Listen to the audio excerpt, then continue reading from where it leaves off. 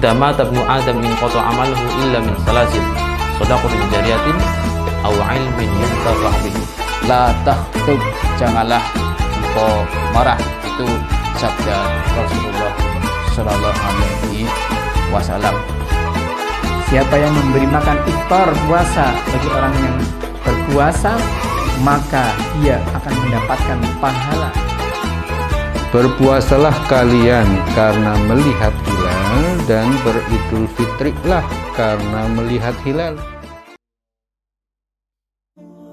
Assalamualaikum warahmatullahi wabarakatuh. Alhamdulillahirabbil alamin, wa bihi nasta'inu ala umuri dunya waddin, wassalatu wassalamu ala asyrafil anbiya'i wal mursalin sayyidina wa maulana Muhammadin wa ala alihi wa sahbihi ajma'in. Qala Allah Ta'ala fil Qur'anil Karim, ya ayyuhalladzina amanu kutiba alaikumusiyam kama kutiba alal ladzina min qablikum la'allakum tattaqun. Qala Nabiyyu sallallahu alaihi wasallam, man shoma ramadanan imanan wa ihtisaban ghufira lahu ma taqaddama min dambi, amma ba'd.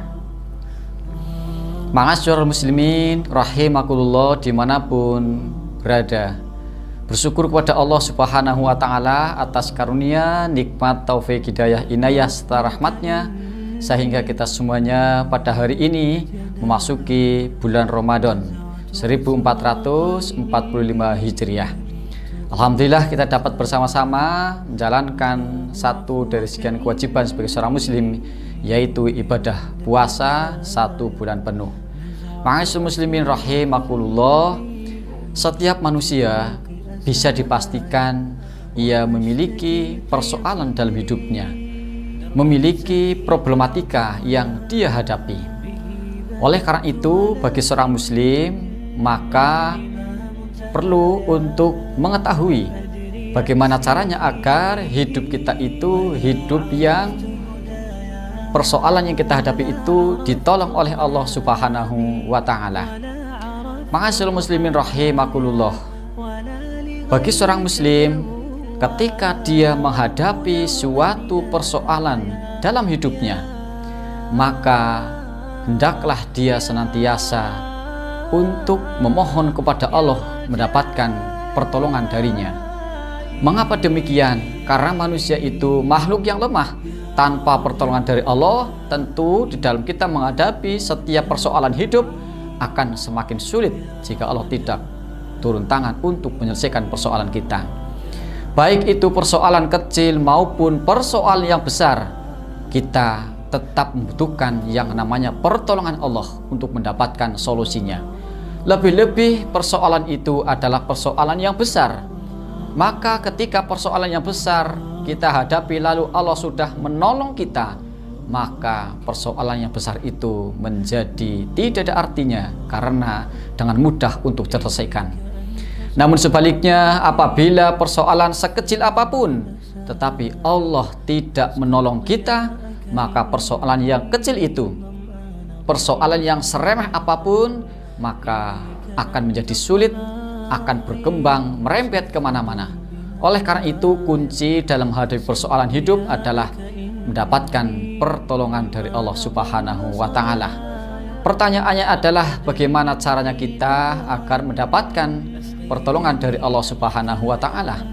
Yang pertama, bagi sebagian ulama mengatakan agar hidup kita ditolong oleh Allah Subhanahu wa Ta'ala, paling tidak kita membutuhkan yang namanya 3M. M yang pertama yaitu kita menerima terhadap ketetapan takdir yang Allah berikan kepada kita, terutama adalah takdir yang kita tidak bisa memilih, takdir yang kita hanya cukup menerima begitu saja, karena manusia hanya menerima terhadap apa yang Allah tetapkan. Kita bisa merencanakan, manusia punya keinginan, tapi Allah juga punya tujuan, punya keinginan, punya rencana, dan rencana Allah pasti rencana yang terbaik. Kadang-kadang rencana kita tidak sama dengan rencana Allah. Oleh karena itu tidak ketemu dengan yang namanya titik solusi. Titik antara keinginan kita dengan keinginan Allah tidak sama. Oleh karena itu kita harus bersabar terhadap itu dengan cara kita menerima, ikhlas, ridho. Syukur keinginan kita dan keinginan Allah itu sama, maka disitulah ada hal yang sama. Satu titik pertemuan antara keinginan kita dengan keinginan Allah, itulah yang disebut dengan takdir baik.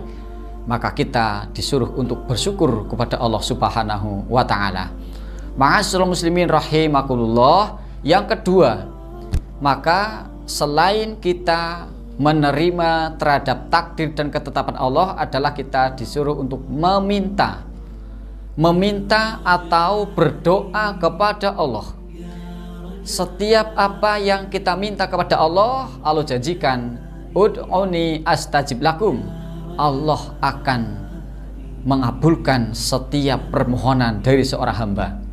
Oleh karena itu jangan ragu-ragu bagi seorang muslim ketika memiliki persoalan hidup, maka mintalah kepada Allah agar Allah untuk menolongnya setiap persoalan yang kita hadapi.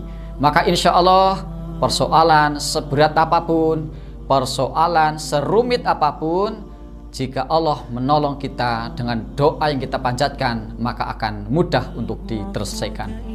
Yang ketiga adalah dengan cara kita merayu Allah dengan cara melakukan wasilah sesuai dengan apa yang Allah inginkan, wasilah sesuai dengan apa yang Allah sukai, yaitu bagi seorang muslim untuk mendapatkan pertolongan Allah Subhanahu wa ta'ala dengan wasilah amal solih, perbuatan yang baik, amal perbuatan yang Allah ridhoi, itu akan mengantarkan solusi di dalam kita menghadapi persoalan kehidupan. Oleh karena itu, ma'asyiral muslimin rahimakumullah, bagi seorang muslim hendaknya jangan sampai tidak memiliki yang namanya amalan unggulan, amalan terbaik dalam hidup kita. Dengan cara seperti itu, maka insya Allah akan menjadi wasilah mendapatkan pertolongan dari Allah Subhanahu wa ta'ala. Mudah-mudahan kita diberi kekuatan oleh Allah untuk senantiasa di dalam menghadapi persoalan hidup kita. Satu, kita untuk senantiasa menerima, rela, ikhlas terhadap apa yang Allah tetapkan. Yang kedua, kita senantiasa meminta kepada Allah, berdoa kepada Allah setiap problematika kehidupan. Dan yang ketiga, kita senantiasa merayu Allah melalui wasilah amal soleh. Mudah-mudahan dengan ketiga hal ini semakin mengantarkan kita untuk dimudahkan mendapatkan pertolongan dari Allah Subhanahu wa ta'ala. Amin ya rabbal alamin. Nasru minallah fatun qarib wa basyiril mu'minin. Assalamualaikum warahmatullahi wabarakatuh.